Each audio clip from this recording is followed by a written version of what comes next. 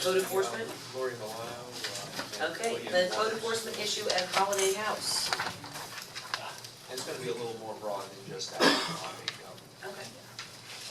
Good afternoon, good evening, William Waters, I have Community trouble you Village actually have to Director. hold that, but I'm not, the microphone, because it's way low, number one, and And with me is Lori Milano, our Assistant Director for Operations. We're going to give you a little overview on a couple of things that have been initiated under the Code Compliance Division of the Department. I will let our City Attorney first bring you a little bit of good news from our Special Magistrate meeting last Thursday, where the Holiday House, after many years of frustration suffered by many neighbors, was declared a nuisance property under the nuisance abatement program brought forth by the Palm Beach Sheriff's Office. And it can go into particulars of what is going to be required of that property over the next year. Thanks, William. As you all know, Christie, she took the lead on this and wound up, after the determination of the nuisance, negotiated an agreement. It's going to be the highlight of it. It's a several-page agreement.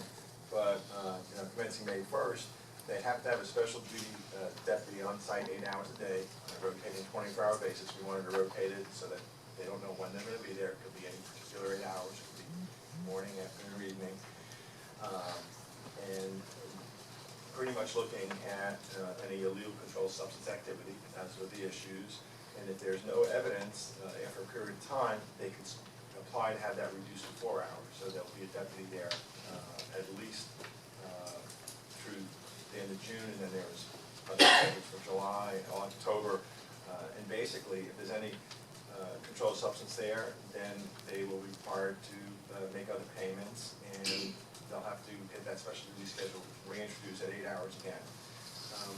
Also going to remove, evict, trespass, anyone who's trespassing, anyone who's violating any of these provisions. The owner is going to change on-site management. They're going to make weekly visits to the property to ensure continued compliance. They're going to install the working surveillance system. The surveillance system is going to consist of a minimum of 5 working cameras, and PBSO will be involved on locating those cameras and making sure the system is accessible to PBSO. They'll increase the lighting throughout the property. They'll repair items that are broken, including everything within 2 months, basically.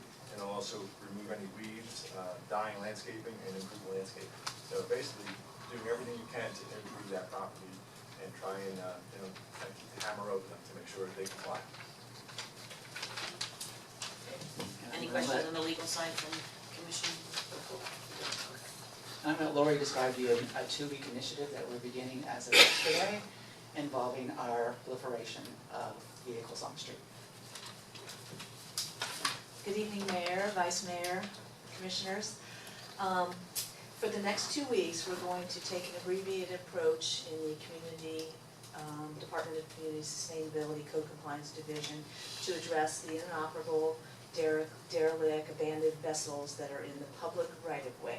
We're going to utilize all of our zone officers, and we're saying 2 weeks. We're not quite sure whether it will take that long, or maybe some of the particular zones that the officers are in some of the concentrated areas may take a little bit longer. But right now, we're suggesting that it's going to be a 2-week initiative. We're going to work closely with our Palm Beach Sheriff's Office too, utilizing their officers. And so we're going to kind of light up the city in red. And once we follow our due process in terms of notification requirements, if a violation still exists, then we're going to go ahead and tow those properties. And so we're excited about this, and I think it's time. Commissioner Robinson? Well, I thank you for the effort you put forth already. Would you want to explain the process of the red tag? Okay, sure, absolutely. So we operate under the Florida State statute, which requires a law enforcement officer, not a code compliance officer, to go ahead and red tag the vehicle. So that, so we have a cooperative effort with our Palm Beach Sheriff's Office to initiate that process. But once that is done, then our code officer will complete the process in terms of the notification, taking the appropriate photos, getting everything in order. So after that 5-day notice that we provide, should the vehicle still be there, we can go ahead and proceed to the next step and have the are towed. We have a great relationship with Priority Towing, who is our towing contractor, to go ahead and renew those vehicles. So we're hoping, it depends on whether people do or don't comply, but we will certainly tow the vehicle should they not comply. Glenn, did you have something? Just a preview of what you'll probably see in about 2 months. We've still been working with PBSO and their legal department, and you're gonna be seeing some other towing ordinances to establish towaway zones, and the city to install signs that this is a towaway zone, and that will facilitate more so the ability to tow vehicles that should be moved. Commissioner Amoruso? And I actually wanted to thank you. I always sit in on the special magistrate meetings, and I was at the hearing, so thank you, William, for all the work that you did on the Holiday House. It's in my district, and it's been a burden to the neighbors and community for a long time. Circling back around to the ordinance, you're ready. Can you make sure that you also look at how it reads in our ordinance for night vehicles? I get a lot of calls for large trucks parked in neighborhoods overnight, and or large vehicles, commercial vehicles being brought home to the city that are taking up large pieces of property or city right-of-ways, things like that. And I had suggested, once you get situated with the new PDSO officer and the code officer, to maybe do a couple nights where you go out and look at some of the things that are happening at night.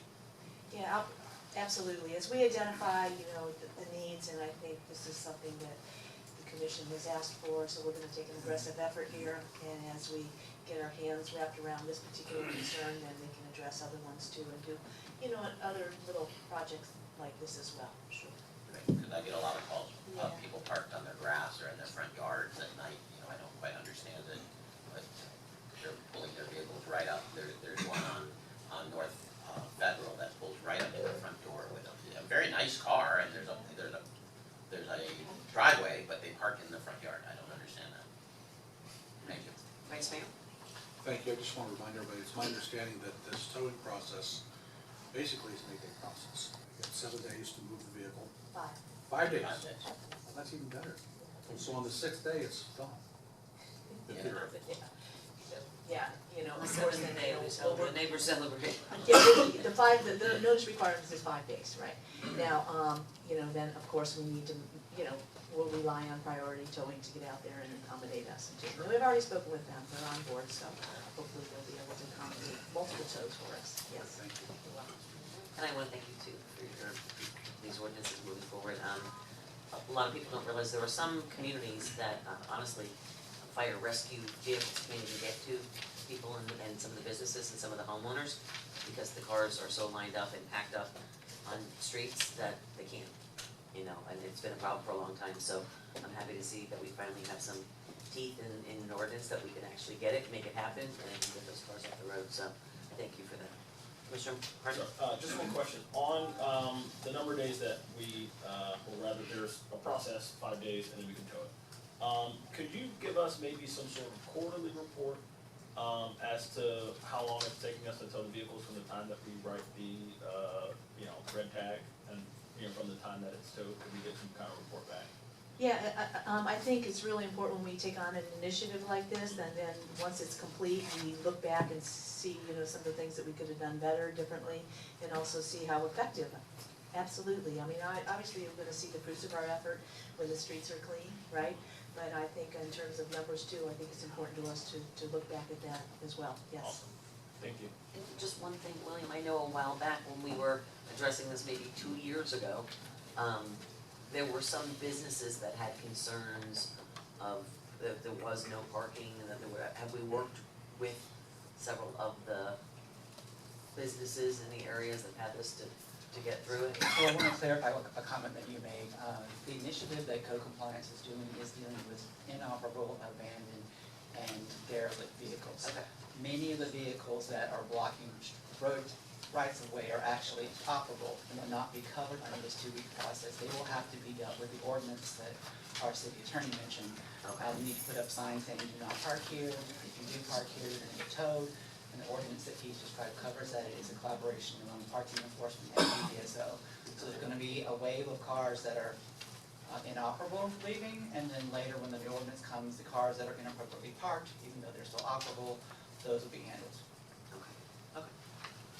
very much appreciate it. And also as an update from our last presentation, we are making some inroads in the various things that you brought up as suggestions for the division itself. We are fully staffed now.